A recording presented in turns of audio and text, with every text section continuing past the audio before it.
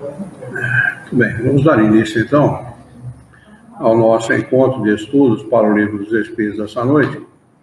Hoje é dia 25 de novembro de 2019, uma segunda-feira, 19 horas e 56 minutos, 27 graus na cidade de Jaú.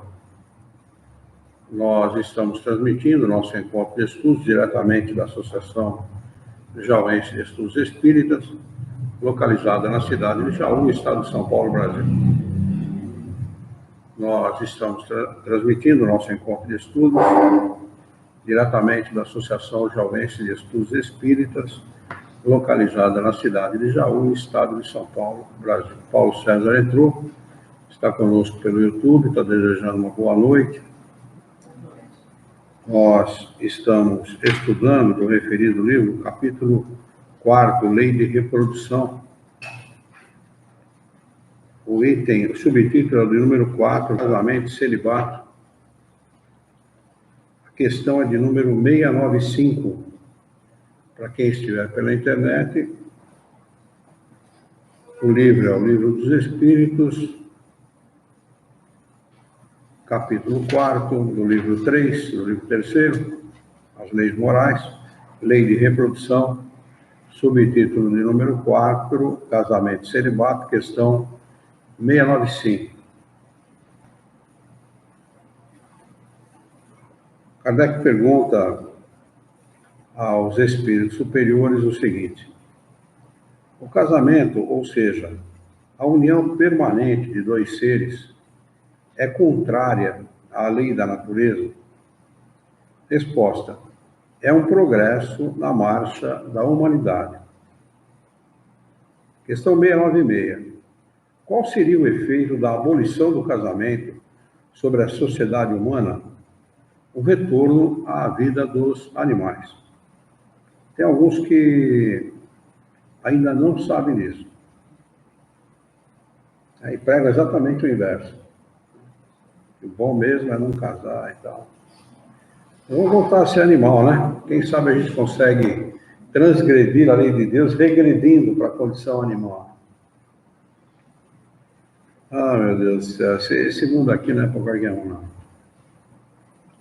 Kardec comenta a respeito desta resposta dos espíritos o seguinte: a união livre e fortuita dos sexos pertence ao estado de natureza.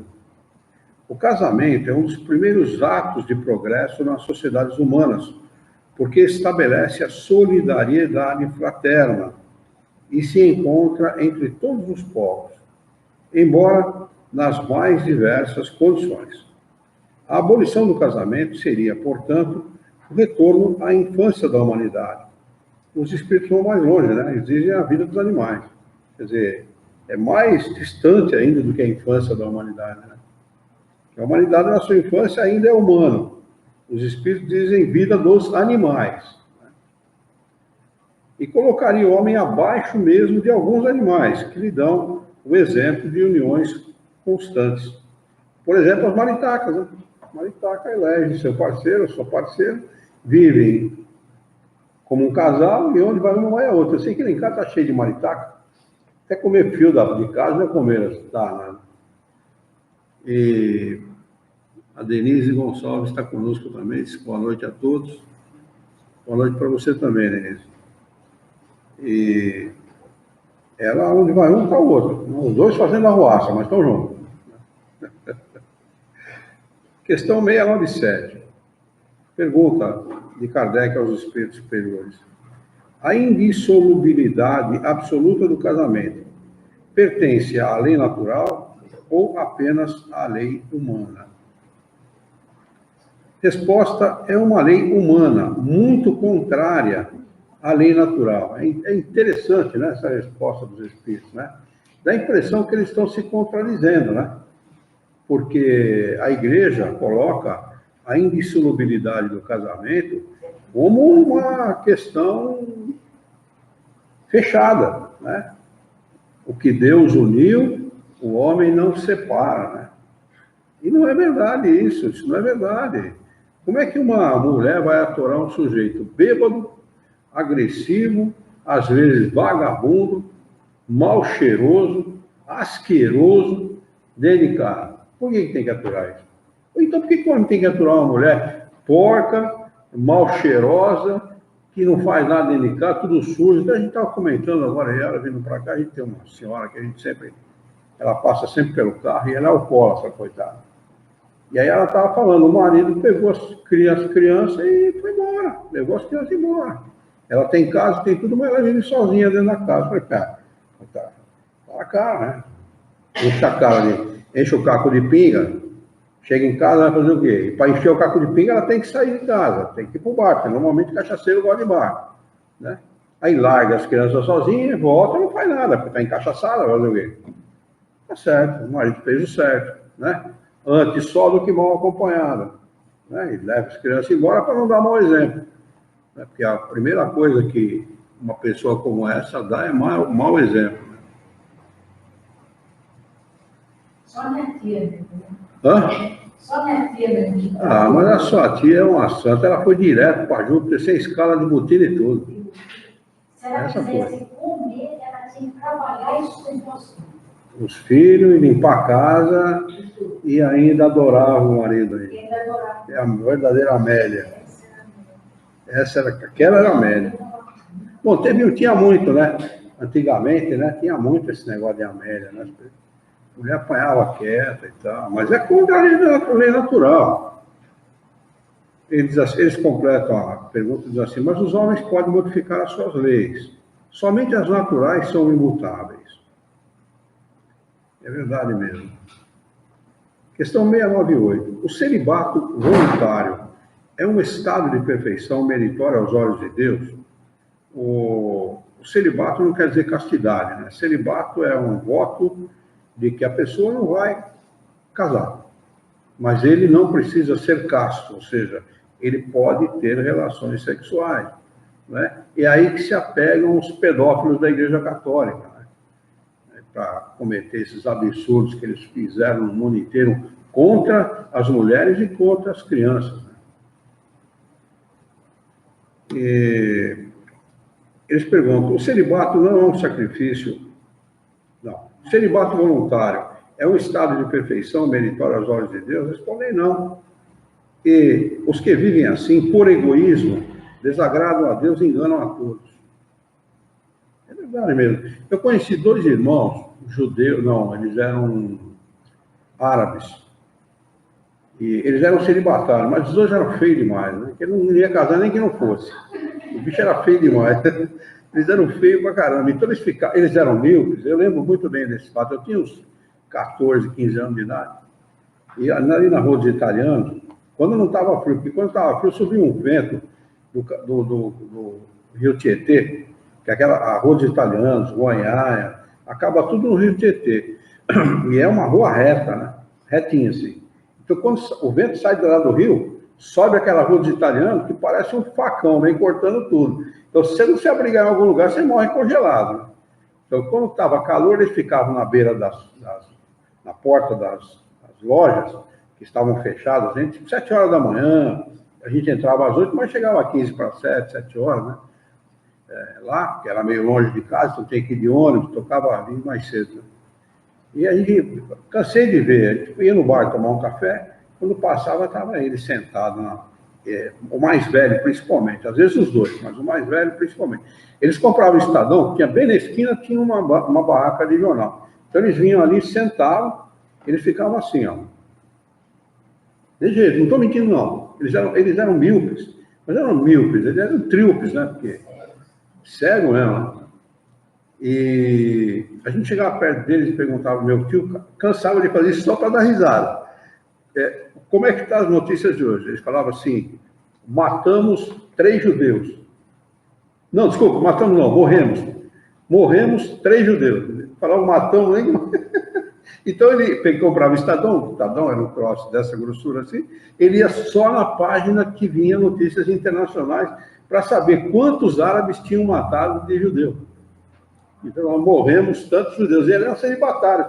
Os dois eram celibatários. Eu conversei com eles uma vez, falaram, eu sou celibatário. Eu não entendia muito bem o que era, né? Criança, também não fui procurar o valor da palavra, né? Mas eles eram celibatários, e por opção. né? Então, o que eles estão dizendo aqui, celibatário por egoísmo, né? Que é o caso dos católicos, dos padres católicos, né? São egoístas. A Igreja Católica impõe o celibato, né? Muitos deles não seriam celibatários, formariam famílias, e muitos formam família contrariamente à ordem da Igreja. Eu conheci um padre assim, ele tinha uma mulher que ele dizia que era empregada dele, e lá junto com a empregada tem uns 3, 4 crianças, sempre tinha uma nova, né? Ele morava na casa da paroquial, né, e dizia que era empregado dele, empregado nova. Ele era um baita de um padre, eu gostava dele. Padre Júlio era o nome dele. Era um padre bacana pra caramba. E ele tomava pinga, como todo mundo, chegava no bar, pedia um rabo de galo, porque naquela época muitas vezes eu via ele encostar, e a gente olhava para ele olhava para ele e falava assim: padre, eu sou padre lá, ó. Ele apontava a igreja. Aqui eu sou homem igual aos outros. Falava mesmo assim. E o único padre que eu conheci que casava na igreja dele com dinheiro e sem dinheiro, e batizava com dinheiro e sem dinheiro. Ele era um cara tão humano, foram poucos padres que eu conheci que eram desse jeito, acho que pouco. Acho que talvez o único que eu conheci assim. Ele era tão humano, era um cara assim, um senso humanitário tão desenvolvido, que o que ele fazia? Casava um cara que tinha dinheiro, ou que podia pagar o casamento, enfeitava, né? Beirada dos bancos, assim, tudo de flor, né? Enfeitado, assim, né? O altar enfeitado. Então, o que ele marcava? O casamento do pobre, que não podia pagar, depois do casamento desse que tinha dinheiro, porque já pegava a igreja enfeitada. Era desse jeito. Batizava também a molecada sem dinheiro. Para ele não fazia diferença, né? Mas, lamentavelmente, a igreja impõe esse sacrifício egoístico aos padres, porque nem o homem é feito para viver sozinho e para não ter família. E quando eu falo homem, eu estou querendo dizer humanidade, homem e mulher, né? Questão 699. O celibato não é um sacrifício para algumas pessoas que desejam devotar-se mais inteiramente ao serviço da humanidade? Assim, isso é bem diferente. Eu disse por egoísmo. Todo sacrifício pessoal é meritório, quando feito para o bem. Quanto maior o sacrifício, maior o mérito. Verdade que os espíritos estão respondendo aqui de conformidade com a pergunta de Kardec, né? Mas a pergunta é: alguém precisa ser celibatário para prestar um serviço à humanidade? A pergunta é essa. De jeito nenhum. Você pode prestar o serviço. Aliás, você presta um serviço à humanidade muito mais não sendo celibatário do que sendo celibatário. Você vai formar a sua família, você vai educar crianças com zelo, com carinho, com responsabilidade, e você vai servir à humanidade fornecendo para ela elementos que tenham caráter, personalidade e boa formação. Quer serviço maior do que esse? Não tem, na minha opinião, não tem serviço maior do que esse, né? E o sujeito precisa, então, ser celibatário? Não tem nenhuma, não precisa nada. E acrescenta Kardec a essa explicação o seguinte acréscimo de explicação: Deus não se contradiz, nem considera mal o que ele mesmo fez. Não pode, pois, ver um mérito na violação de sua lei. E ele está falando aqui, este capítulo de número 4, livro 3, número 4, Leis Morais, trata de lei da reprodução. Então, quem é celibatário está contrariando uma lei. Porque os homens são feitos para reproduzirem. Como é que a humanidade vai crescer? Como é que a humanidade vai progredir se a própria humanidade não fornecer elementos encarnados para essa humanidade? Então, está contrariando uma lei. Então, assim, mas não pode, pois, ver um mérito na violação da sua lei, na violação da lei da reprodução. Mas se o celibato, por si mesmo, não é um estado meritório, já não se dá o mesmo quando constitui, pela renúncia, as alegrias da vida familiar. Um sacrifício realizado em favor da humanidade. Todo sacrifício pessoal, visando o bem, e sem segunda intenção egoísta, eleva o homem acima da sua condição material. Há elementos na humanidade, pessoas, ícones na humanidade, que foram celibatários e cumpriram rigorosamente o celibato promovendo muito o bem da humanidade. Frei Antônio de Santana Galvão, por exemplo, a gente sabe que foi uma pessoa assim, né? E foi um homem extraordinário, fabuloso. Conheço a vida dele, conversei muitas vezes com ele, um ser extraordinário, né? Quer dizer, mas a gente pode dizer que esses são as exceções das exceções, né? O resto está lá, faz muito mal à humanidade, prejudica a humanidade, ao contrário do que deveria fazer. Item de número 5, subtítulo é poligamia. Quem gosta muito disso é a Rede Globo de televisão, né? Prega assim veementemente a poligamia. Então vamos dizer aqui que os espíritos falam a esse respeito. Questão de número 700. A igualdade numérica aproximada entre os sexos é um indício da proporção em que eles devem se unir? Resposta: sim, pois tudo tem um fim na natureza. Aqui tem um rodapé, nota do tradutor, que diz: o espiritismo é teleológico, tanto do ponto de vista físico quanto do ético. Procura aí o que é teleológico, fazendo favor. As coisas materiais e os fatos materiais, o mundo e o homem. Eu já tinha procurado. Hã? Eu já tinha procurado. Já tinha? Então vai. Fala aí que eu não gravei. Disse de argumento, conhecimento ou explicações relacionadas com o fato, a sua causa final. Repete, por favor. Disse de argumentos. Disse de argumento, conhecimento ou explicações relacionando o fato à sua causa final. Relacionando o fato com a sua causa final. Então ele usou a palavra corretíssima aqui, é isso mesmo, né? O fato é que a humanidade ela existe para procriação, né? Então, ele é ético nesse aspecto, né? Está relacionando o fato com a causa. Diz aqui, as coisas materiais e os fatos morais. O mundo e o homem têm uma finalidade, mas não de ordem antropológica. Muitas vezes, ela contraria ou escapa ao pensamento do homem. Isso deu motivo à reação antiteleológica da filosofia moderna. A ciência, por sua vez, tratando apenas do plano objetivo, não viu mais que um ângulo do quadro da natureza e restringiu-se às condições determinantes. Sua natureza analítica não lhe permite abranger o sentido das coisas e dos fatos. Henri Bergson, porém, em A Evolução da Criação, deve ser, desenvolveu a teoria do elan vital, segundo ao qual todo o curso da evolução, partindo da matéria mais densa, dirige-se à libertação da consciência no homem, aparecendo como o fim, como o fim último da vida na Terra.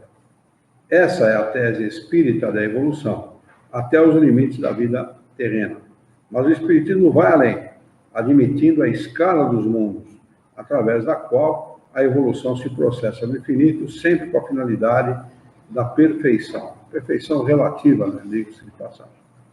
Questão de número 701. Qual das duas, a poligamia ou a monogamia, é a mais conforme à lei de Deus? Resposta: a poligamia é uma lei humana, cuja abolição marca um progresso social. O casamento, segundo as vistas de Deus, deve fundar-se na afeição dos seres que se unem. Na poligamia não há verdadeira afeição. Não há mais do que sensualidade. Acrescenta Kardec o seguinte: se a poligamia estivesse de acordo com a lei natural, deveria ser universal, o que, entretanto, seria materialmente impossível em virtude da igualdade numérica dos sexos. A poligamia deve ser considerada como um uso ou uma legislação particular apropriada a certos costumes em que o aperfeiçoamento social fará desaparecer pouco a pouco, a não ser que a gente tenha no país uma rede de televisão como nós temos aqui no Brasil, né? Que aí a gente incentiva que se faça, que o homem seja poligâmico. Capítulo de número 5, Lei de Conservação.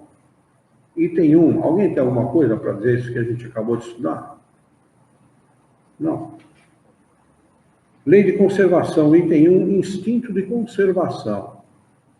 Questão de número 702. O instinto de conservação é uma lei da natureza? Resposta sem dúvida.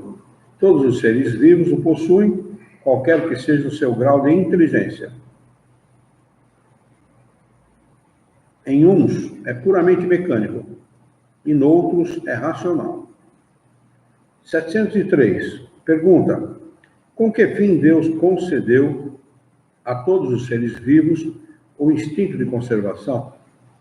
Resposta: porque todos devem colaborar nos desígnios da providência. Foi por isso que Deus lhes deu a necessidade de viver. Depois, a vida é necessária ao aperfeiçoamento dos seres. Eles o sentem instintivamente, sem disso se aperceberem. Então, quanto mais tempo na carne, maior é a possibilidade... Oi, Lu, seja bem-vinda, filho. Eu tinha marcado pauta para você, viu? Mas eu reparo aqui. Está dando uma boa noite a todos. Deve ter se atrasado. Quando eles respondem assim, depois a vida é necessária ao aperfeiçoamento dos seres, eles estão querendo dizer, quanto mais tempo no corpo físico, maior a possibilidade de evolução. É assim que é. E a gente está percebendo que o mundo está envelhecendo, né? Envelhecendo. Cada vez mais. As condições de higiene, de alimentação, sim, as condições da evolução da própria ciência, da medicina, né? E da tecnologia também, que está facilitando a vida do homem, né? Você não precisa, por exemplo, mais sair de casa para ir no banco pagar uma conta. Quer dizer, mas isso ajuda? Não, é claro que ajuda. Dá qualidade de vida, tira o estresse. E você precisa de menos esforço físico, evidentemente, você está economizando o corpo. Economizando o corpo, a vida se prolonga, né? Não tem a dúvida. Então,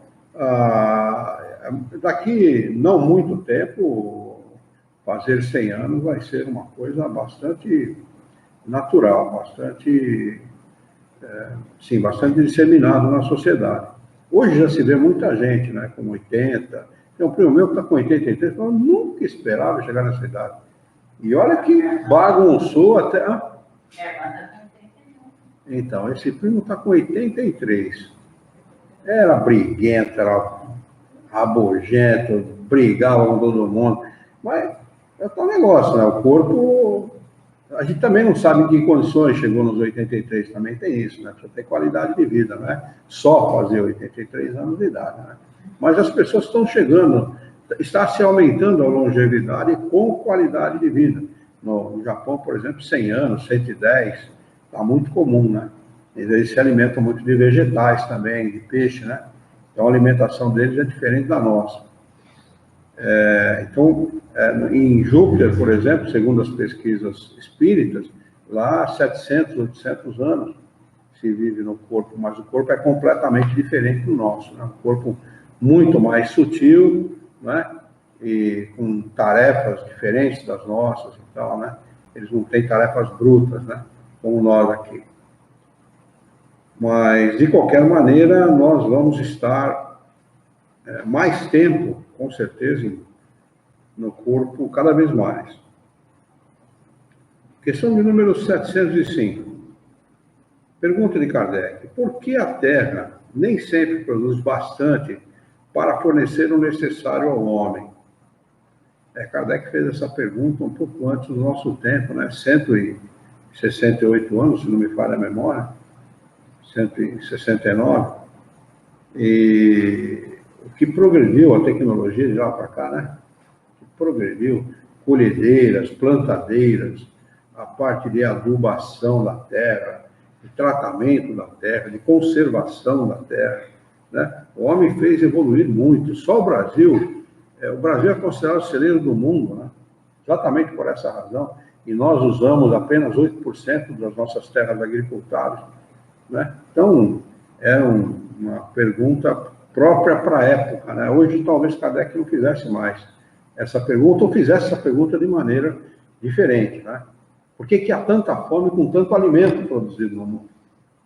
Né? Certamente eles responderiam, isso é fruto do egoísmo humano. Responde os espíritos superiores a Kardec, é que o homem a negligencia, o ingrato, e no entanto, ela é uma excelente mãe. Frequentemente, ele acusa a natureza pelas consequências da sua imperícia ou da sua imprevidência. A Terra produziria sempre o necessário se o homem soubesse contentar-se. Se ele não supre a todas as necessidades, é porque o homem emprega no supérfluo o que se destina ao necessário. Vede o árabe no deserto, como encontra sempre do que viver, porque não cria necessidades fictícias. Mas quando metade dos produtos é desperdiçada, e nisso ele tem razão, apesar da produção, muita coisa é desperdiçada até hoje. Hoje, segundo o que eu li, a última vez que eu li a esse respeito, é 30% da nossa produção de grãos é desperdiçada, na colheita e no transporte. Na satisfação de fantasias, deve o homem se admirar de nada encontrar no dia seguinte, e tem razão de se lastimar por se achar desprevenido quando chega o tempo da escassez. Na verdade, eu vos digo que não é a natureza imprevidente, é o homem que não sabe regular-se. Olha, imprudência e imperícia, no Brasil se comete aos montes, né? Aos montes. Por exemplo, os nossos irmãos do Norte e Nordeste, especialmente da região do semiárido e da região mais árida do país, eles vivem na miséria por quê?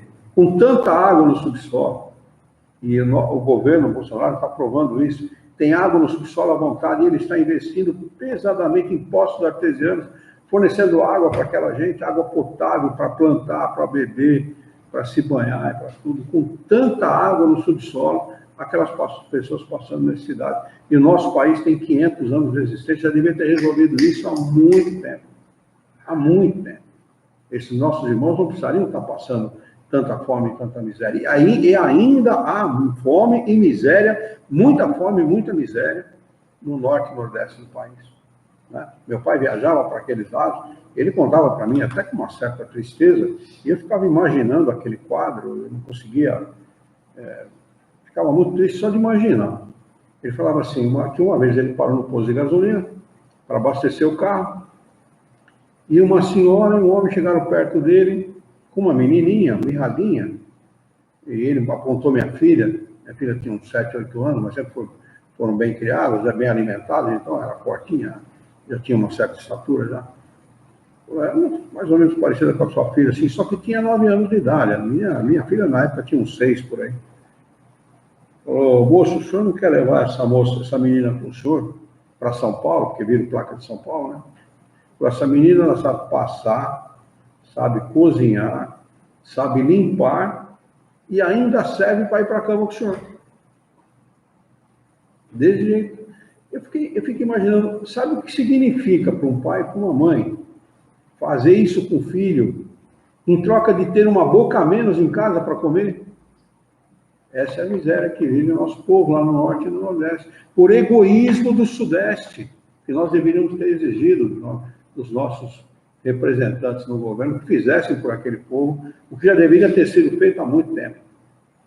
E outro dia, para complementar essa informação, eu estava assistindo um Repórter Record a respeito dos andarilhos, né, no Brasil. Então, estava falando por que eles passam a caminhar pelas estradas e tal, e chegou um momento que ele revelou que a região em que tem o maior número de andarilhos é São Paulo, o estado de São Paulo. Né? Aí foram perguntar para o andarilho por que ele, sendo, acho que do Piauí, uma coisa assim, por que ele caminhava só no estado? Você não tem saudade do seu estado, da sua família? Tem família, tem tudo? Não, eu tenho sim. Só que vocês não sabem o que é miséria lá. Aqui, sendo andarilho, eu tenho água e comida à vontade. Olha o que é a miséria nesse lugar, gente. É uma coisa de doer o coração. Né? De doer o coração, de entristecer qualquer um. Eles comem calango. Eu vi uma reportagem na Globo, há não muito tempo atrás, eu não vou lembrar agora, naquela época eu assisti o Fantástico, e foi no Fantástico essa reportagem, que estava tão difícil a situação lá, acho que era uns talvez uns 20 anos atrás, um pouco mais, mas não mudou muito de lá para cá. Está mudando, está começando a mudar agora, porque o governo Bolsonaro está investindo pesadamente no Norte e no Nordeste. Pesadamente. Porque, além de tudo, é uma região riquíssima. Olha o absurdo. Né? O absurdo.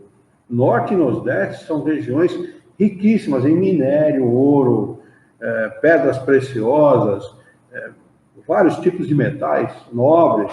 É um absurdo, é um contrassenso uma coisa dessa. Então, a Yara estava falando a respeito da alimentação. Então, estava passando nesse dia, no Fantástico, o seguinte, que estava tão difícil as coisas lá, que a reportagem mostrou a casa, se é que dá para chamar aquilo de casa, porque o Tatu tem uma casa melhor do que aquela, enfiado na terra, né? É um casebre, nem casebre, é um lugar para o cara se esconder. E longe da casa dele tinha aquele, acho que é Manacaru, se eu não me engano, é um cacto. É Manacaru, né? Mandacaru. Então ele ia, cortava aquela palma, é uma palma, ele cortava e pegava com a mão diretamente em cima daqueles espinhos. Talvez a calosidade da mão fosse tão grande que não feria a mão do sujeito. Ele tirava espinho por espinho, aquele troço, tirava aquela pele mais grossa, cortava em pedaços, cozinhava e comia, ele e os filhos. O Brasil produz, eu não sei quanto produzia na época, mas o Brasil está produzindo mais de 200 milhões de grãos, 200 toneladas, 200 milhões de toneladas de grãos por ano. Como é que aqueles nossos irmãos podem passar necessidade desse jeito? É um absurdo, Mas é a imprevidência, o egoísmo e a imprudência do homem que fala mais alto. Sobretudo o egoísmo. Questão de número 706. Como bens da terra, pergunta Kardec, devemos entender apenas os produtos do solo? Resposta: o solo é a primeira fonte de que decorrem todos os outros recursos, porque esses recursos, em última instância, são apenas uma transformação dos produtos do solo. É por isso que devemos entender, pelos bens da terra, tudo quanto o homem pode gozar nesse mundo. Questão 707. Os meios de subsistência faltam frequentemente a certos indivíduos, mesmo em meio da abundância que os cerca. A que se deve ligar esse fato? Resposta: ao egoísmo dos homens, que nem sempre fazem o que devem. Em seguida, e o mais frequentemente a eles mesmos. Buscai e achareis. Essas palavras não querem dizer que seja suficiente olhar para a terra a fim de encontrar o que se deseja, mas é necessário procurar com ardor e perseverança, vontade, né? Determinação, e não com displicência, sem se deixar desanimar pelos obstáculos que muito frequentemente não passam de meios de pôr à prova a vossa constância, a vossa paciência e a vossa firmeza. Tem um acréscimo de explicação de Kardec que diz o seguinte: se a civilização multiplica as necessidades, também multiplica as fontes de trabalho e os meios de vida. Mas é preciso convir que, nesse sentido, ainda muito lhe resta fazer. Quando ela tiver realizado a sua obra, ninguém poderá dizer que lhe falte o necessário, a menos que o falte por sua própria culpa. O mal, para muitos, é viverem uma vida que não é a que a natureza lhes traçou. É então que lhes falta a inteligência para vencerem. Há para todos um lugar ao sol, mas com a condição de que cada qual tomar o seu e não o dos outros. A natureza não poderia ser responsável pelos vícios da organização social e pelas consequências da ambição e do amor próprio. Seria preciso ser cego, entretanto, para não se reconhecer o progresso que, nesse sentido, têm realizado os povos mais adiantados. Graças aos louváveis esforços que a filantropia e a ciência reunidas não cessam de fazer para a melhoria da condição material dos homens, e malgrado o crescimento incessante das populações, a insuficiência da produção é atenuada, pelo menos em grande parte, e os anos mais calamitosos nada têm de comparável aos de há bem pouco tempo. A higiene pública, esse elemento tão essencial da energia e da saúde, desconhecido por nossos pais, é objeto de uma solicitude esclarecida. O infortúnio e o sofrimento encontram lugares de refúgio. Por toda parte, a ciência é posta em ação, contribuindo para o acréscimo do bem-estar. Pode-se dizer que atingimos a perfeição? Certamente que não. Mas o que já se fez dá-nos a medida do que pode ser feito com perseverança se o homem for bastante sensato para procurar a sua felicidade nas coisas positivas e sérias e não nas utopias que o fazem recuar em vez de avançar. Questão de número 708. Pergunta: não há situações em que os meios de subsistência não dependem absolutamente da vontade do homem e onde a privação do necessário, o mais imperioso, é uma consequência das circunstâncias?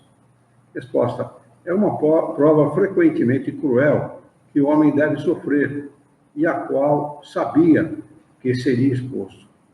Seu mérito está na submissão à vontade de Deus.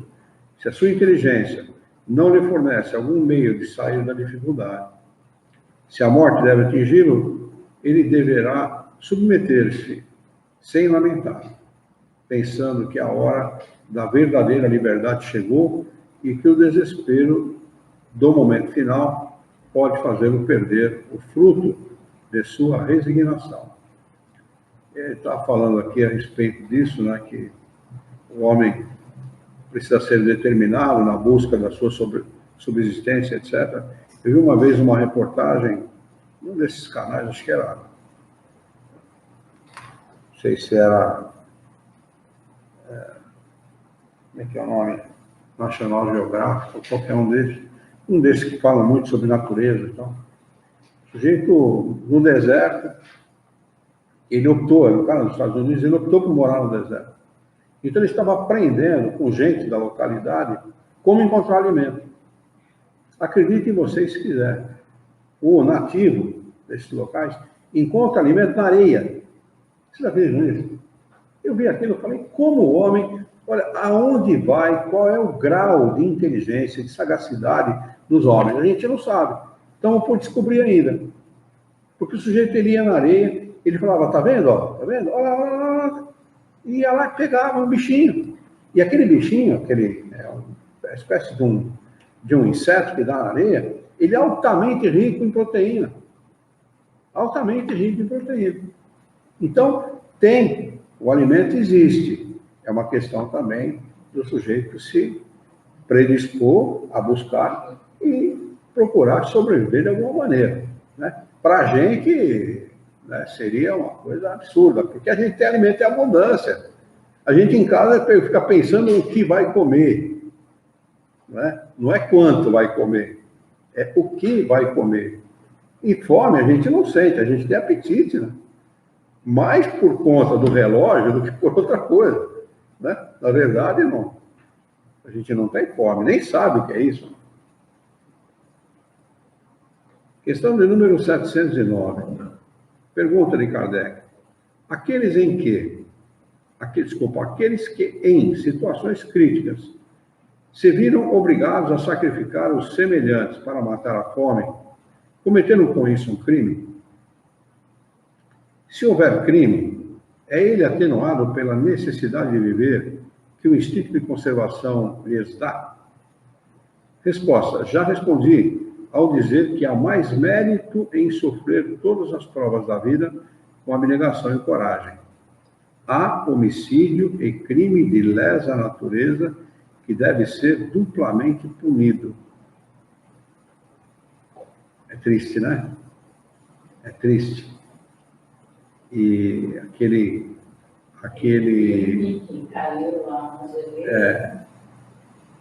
com aqueles atletas argentinos, né? Caiu nos Andes, se eu não me engano, se não me falha a memória. E eles, lamentavelmente, fizeram isso, né? Circunstancial, fazer o quê? Dá para julgar? Não dá. Agora os espíritos dizem que há crime de lesa natureza, que deve ser duplamente punido. Compromisso, hein? Compromisso, hein, Glaucio? Mas a gente não tem condição de julgar aqueles nossos irmãos, né? Questão de número 710. Nos mundos onde a organização é mais apurada, os seres vivos têm necessidade de alimentação? Ele está falando aqui de mundos superiores ao nosso, né? A resposta é dizer sim, mas os alimentos estão em relação com a sua natureza. Esses alimentos não seriam tão substanciais para os vossos estômagos grosseiros. Da mesma maneira, eles não poderiam digerir os vossos. Então, completamente diferente, né? Não deve ter similitude, ou se tiver, é uma similitude muito breve com o nosso, né? Deve ser uma coisa bem sutil mesmo. Item 3, gozo dos bens da terra. Questão de número 711. O uso dos bens da terra é um direito de todos os homens? Resposta: esse direito é a consequência da necessidade de viver. Deus não pode impor um dever sem conceder os meios de ser cumprido. Então, os bens, nós somos usufrutuários, nós somos proprietários, né? E eles devem ser utilizados para as necessidades da vida. Questão de número 712. Com que fim o homem fez atrativos os gozos dos... Oi? Deus. O homem, então, vou ler de novo. Com que fim Deus fez atrativos os gozos dos bens materiais? Resposta: para instigar o homem ao cumprimento da sua missão e também para o provar na tentação. E olha que tem de nego reprovado. É um monte, hein? Maioria. 712A. Qual o objetivo dessa tentação? Resposta: é desenvolver a razão que deve preservá-lo dos excessos. Meu pai conheceu uma pessoa no Rio de Janeiro, quando ele trabalhava para a Nestlé, ele servia a muita gente em vários estados do Brasil. Então ele esteve no Rio de Janeiro levando uma correspondência da Nestlé para essa pessoa e chegou lá. Meu pai era muito comunicativo, deve ter feito amizade com o cara convidou: vamos, senhor Pedro, almoçar comigo no meu sítio, um sítio aí próximo da cidade do Rio de Janeiro, me levou os caras lá. Então chegou lá, ele mostrou, tá vendo aquelas casinhas lá? Tinha 6 ou 7 casinhas que ele fez para os funcionários. O funcionário, quando casava, ele oferecia uma casinha daquele, o sujeito passar 15 dias por conta dele, como presente da empresa para a lua de mel do sujeito. Aí mostrou o sítio todo. E aí chegou num lugar, estavam construindo, reformando alguma coisa, e tinha um monte, era uma hora do almoço, ou próximo da hora do almoço, e tinha os pedreiros com a marmita na mão, comendo arroz, feijão, ovo, coisa que o operário leva para comer. Esse sujeito, muito rico, por sinal, falou para o meu pai: seu Pedro, eu daria essa propriedade toda para poder comer uma marmita daquela. Com todo o dinheiro que ele tinha um problema grave, não sei se de intestino ou de estômago, que ele não poderia comer o que os pedreiros que estavam trabalhando para ele comiam. Então, a gente vê aqui, quando eles dão essa resposta, né? Qual o objetivo dessa tentação, da tentação dos bens materiais? Desenvolver a razão que deve preservá-lo dos excessos. Dá bem para entender, né? porque, né, circunstancialmente, né, as pessoas às vezes têm muito dinheiro, mas lhes falta muitas vezes o necessário para desfrutar integralmente dos bens que possuem. Aí não são só razões físicas, muitas vezes razões morais, né, que não possibilitam o homem de gozar dos seus bens integralmente. Acrescenta Kardec a seguinte explicação: se o homem não fosse instigado ao uso dos bens da terra, senão em vista da sua utilidade, sua indiferença poderia ter comprometido a harmonia do universo. Deus lhe deu o atrativo do prazer, que o solicita a realização dos desígnios da providência, mas por meio desse mesmo atrativo, Deus quis prová-lo pela tentação que o arrasta ao abuso, do qual a sua razão deve livrá-lo.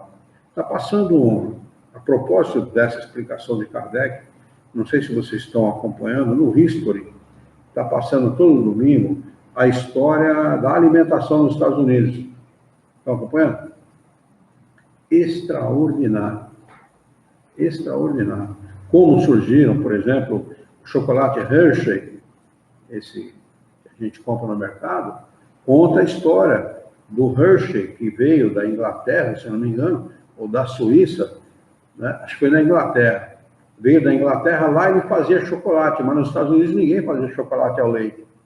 E conta a história dele, conta a história do Kellogg's, como surgiu os flocos, né? Kellogg's, conta, o que mais?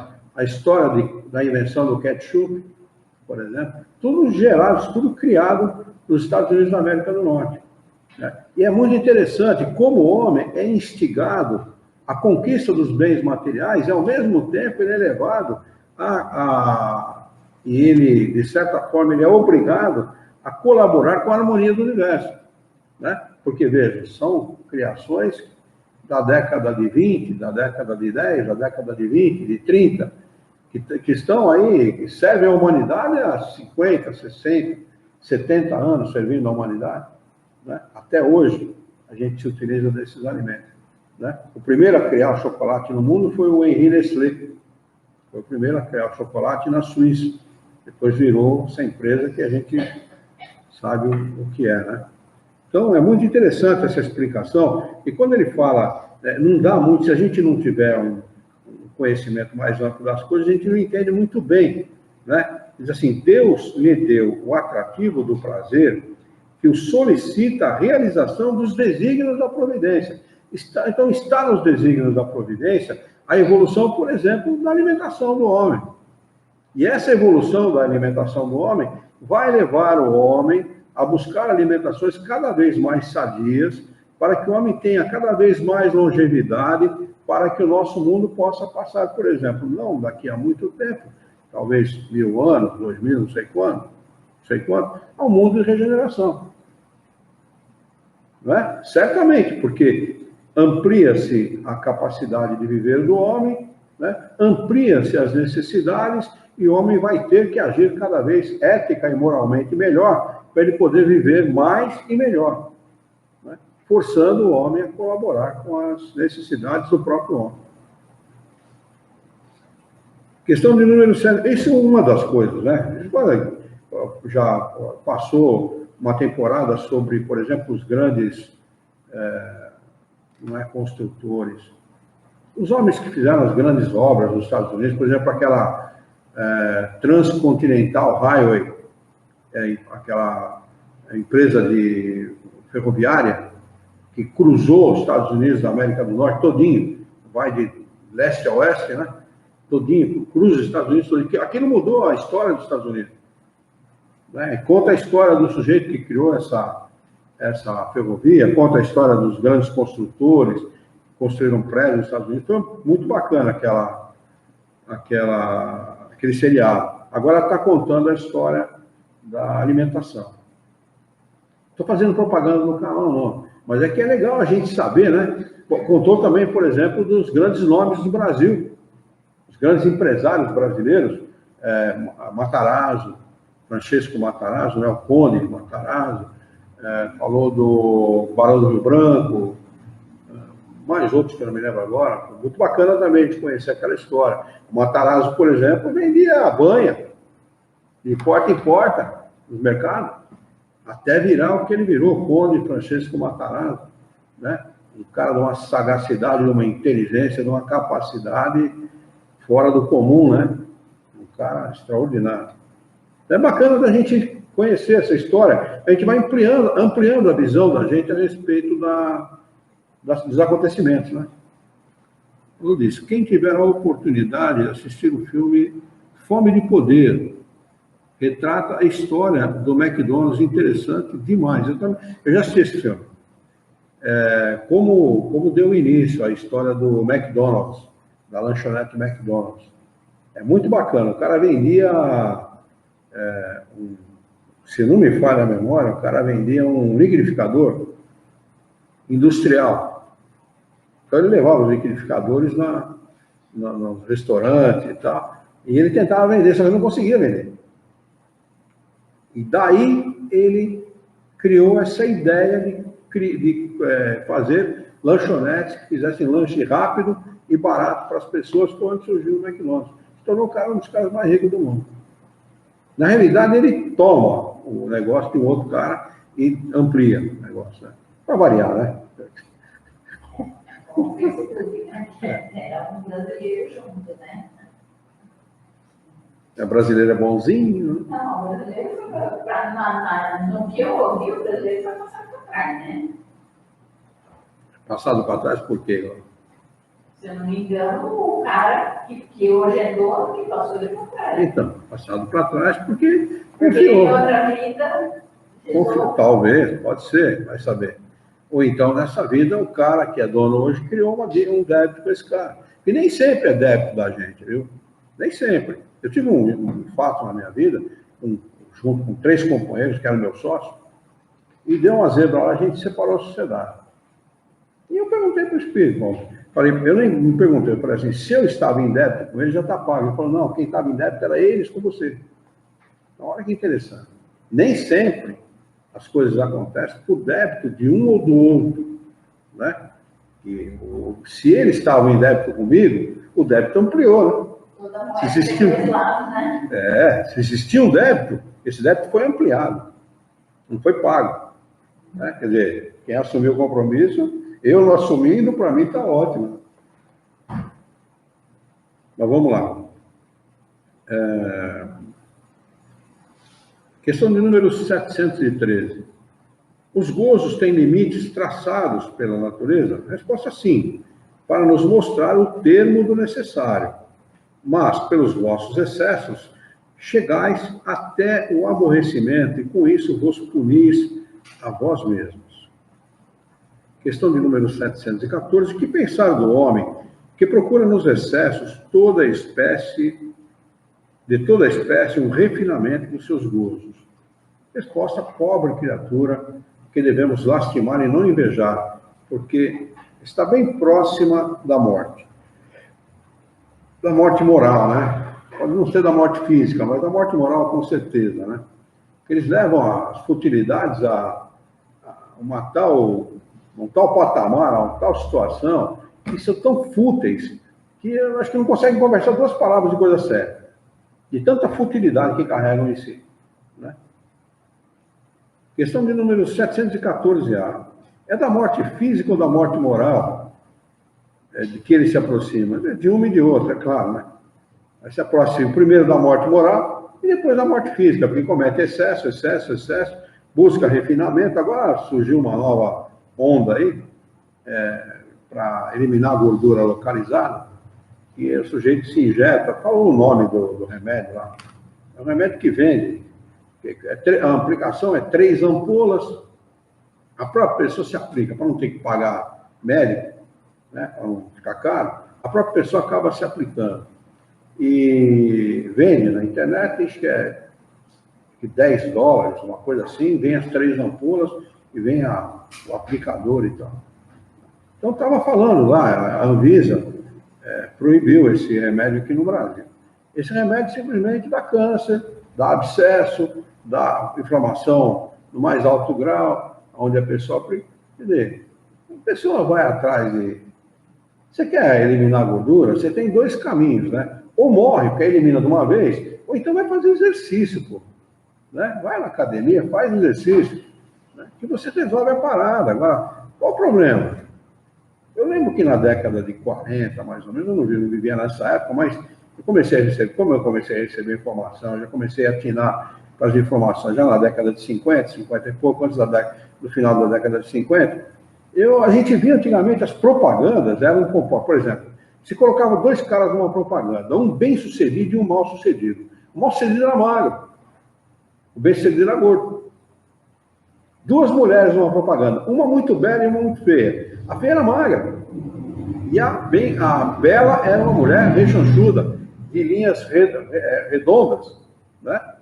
Quer dizer, o processo se inverteu, hoje se estabeleceu uma padrão de beleza, né?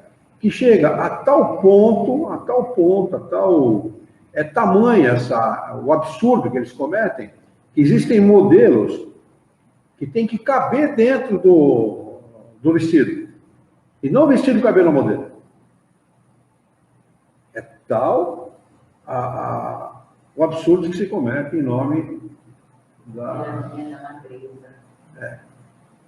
E essas meninas que são modelos, elas acabam cometendo aquele absurdo da anorexia ou da bulimia, né? E acabam até muitas vezes morrendo por conta disso. É um absurdo.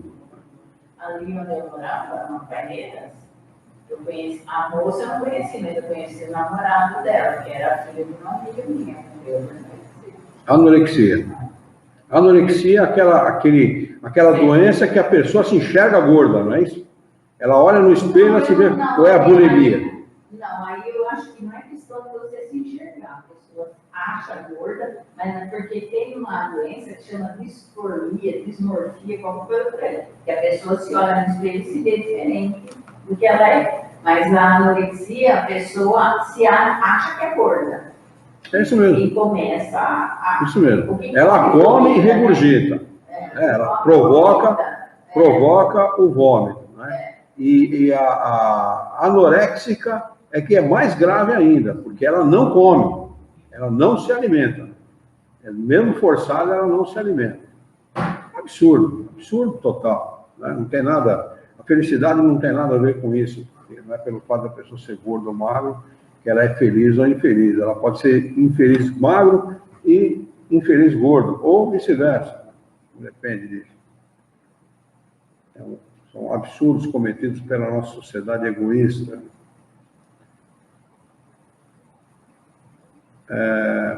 Item quarto, necessário e supérfluo. Vou marcar esse item aqui para nós retomarmos. Nós já lemos tudo, toda a explicação de Kardec, né?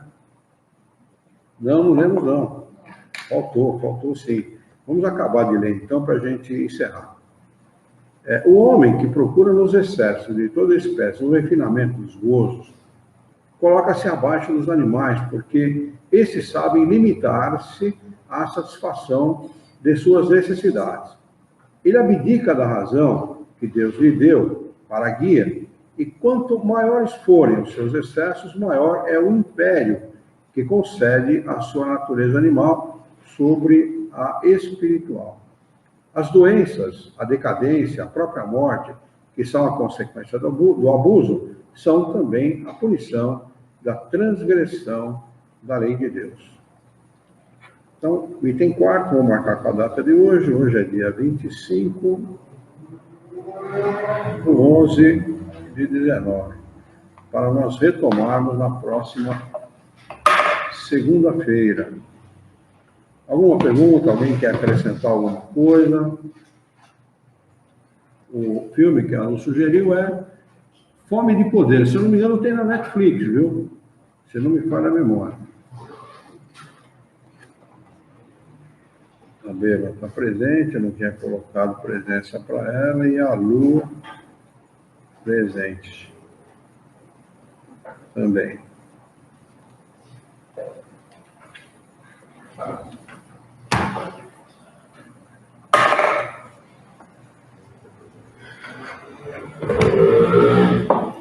estamos há poucas semanas aí que nós encerramos. 4 semanas, viu? Mais 4 semanas aí para nós encerrarmos os nossos estudos desse ano. O que foi, velho? 23 está marcado? Está marcado 23. Ah, nossa, eu já falei também. 23 é antivéspera, tem razão. A gente pode cancelar o dia 23. Né? É. Eu fiz o calendário, ninguém falou nada. 23 cai numa segunda, né? Segunda. 24 é terça. Como é uma antevéspera, eu achei que não haveria problema. Mas, se vocês quiserem, a gente cancela. Para mim não tem problema, não. Poderia, né? Cancela, então? Sim. Deixa eu marcar aqui, não vai haver. Então, para quem está pela internet aí, marquem para vocês aí no vosso calendário aí, que não vai haver, então, o encontro de estudos do Livro dos Espíritos no dia 23 de dezembro. Então, só nos resta o dia 2, o dia 9 e o dia 16. Bem, o dia 23 não acontecerá. Já estou cancelando aqui.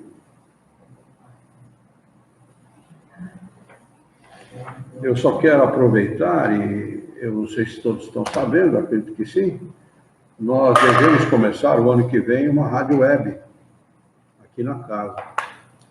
E contamos com a colaboração de todos, tá bem? E quero pedir, eu coloquei lá na nossa página do YouTube não, do WhatsApp, é que a gente está aceitando sugestão para o nome da rádio. Então, normalmente uma rádio web começa com web, rádio, nome tal. Ou o nome web. Normalmente começa como web rádio. Web rádio, tal coisa. Web rádio, nome tal.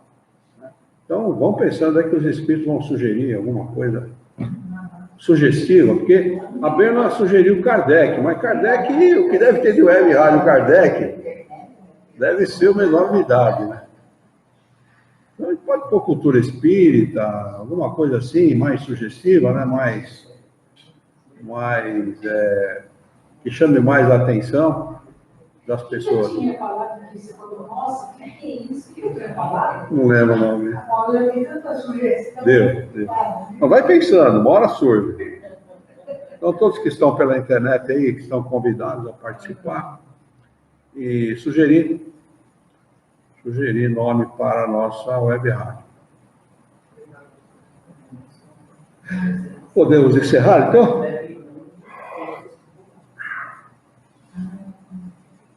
Vamos, então, elevar o nosso pensamento, mentalizar a figura excelsa e amiga de Jesus, nosso mestre, nosso modelo e guia da humanidade, e juntos com Jesus nos dirigir ao Criador, ao Senhor da vida, fonte inesgotável de paz, de amor, de bondade, de misericórdia e justiça, para agradecê-lo muito pela oportunidade de aqui estarmos reunidos em seu nome, para discutirmos as questões propostas pelos estudos dessa noite. Queira o vosso amor, a vossa bondade, que tenhamos bom ânimo, coragem, determinação, ideias renovadas, alegria de viver e muito entusiasmo para que nós possamos trabalhar, sermos úteis à sociedade em que vivemos e, desta forma, dignificar a vida. Auxilia-nos ainda, Senhor, dá-nos a força necessária para que nós possamos orientar a própria existência por um profundo e sincero respeito pelo nosso próximo. Em teu nome, em nome de Jesus, em nome dos bons espíritos, em nome do nosso diretor espiritual de sua equipe, nós declaramos encerrado o nosso encontro de estudos essa noite, e que assim seja.